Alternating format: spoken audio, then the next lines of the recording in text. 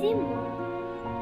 Белый снег пушистый в воздухе кружится, и на землю тихо падает, ложится.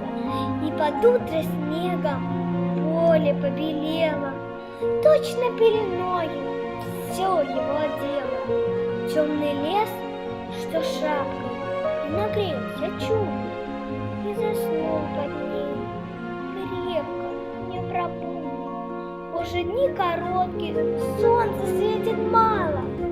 Вот пришли морозы, и зима настала. Труженик крестьянин вытащил санишки, снеговые горы строит ребятишки. Уж давно крестьянин ждал зимы и стужи, и избу соломой он укрыл снаружи, чтобы в избу ветер не проник сквозь щели, не надули б снега вьюги и метели. Он теперь покоен, все кругом укрыто, и ему не страшен злой мороз